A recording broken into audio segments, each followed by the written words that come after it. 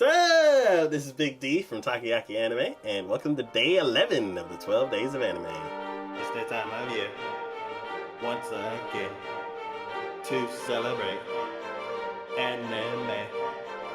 For day 11, I have one of my favorite shows of the entire year. It is Re:Zero. This show was probably the most heart-wrenching show that I've seen this year. It is full of very ominous characters, and it also has my favorite mascot character of the year. I normally don't like mascot characters, but Puck in this show played a huge part of the story. The show's about a guy who comes home from the convenience store, and all of a sudden he's in a fantasy world. He plays along with the situation as if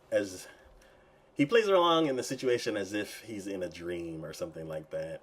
And he comes across a bunch of different characters, like an apple merchant who's like, "Get away from here if you don't got any money." And he ends up meeting a knight. He ends up meeting some hooligans who actually beat the crap out of him.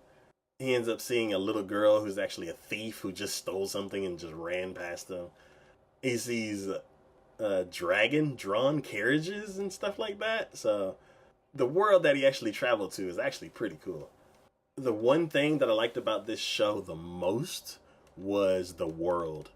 When this series was over, the scale of the story started from everything that happened around this mansion, and then it spread over to the village surrounding the mansion, and then it went into the central city of like the kingdom.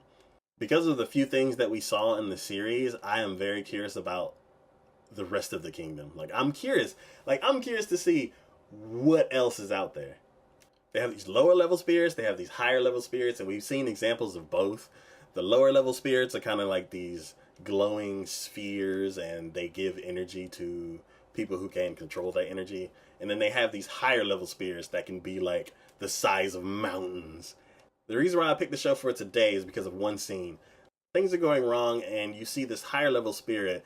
It's probably one of the most scary / ominous scenes that I've come across in a very long time. When everything played out, I was struck silent.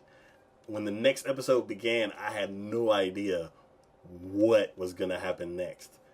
The show hadn't scaled up that big before. I would kind of classify this show as a time travel show because the main character has this power to where if he dies, his life gets rewound back to something like a save point, and he gets to continue on from then with the knowledge and the pain from what happened. I feel bad for the main character because he has to suffer through all of the pain of dying multiple times, but then when things are going great, I really cheer for this character. Some of the other characters in this show are the most adorable characters that I've seen in a very long time. So I really, really like this show. It has the good, the bad, and the ugly. It's a well-rounded show. I really, really love the world, and I can't wait until they come out with another season. So for day 11, I have Re:Zero. And I will see y'all next time. Bye! You have a mage that only has one attack. You have a paladin that can't hit anything. You have a goddess who thinks she's all-powerful but doesn't really have any powers, or if she does use them, they backfire. This show has one of those stories to where if I go to somebody who doesn't watch anime and I explain this premise, they are totally interested until I mention that it's anime, and then they're like, "Oh, okay."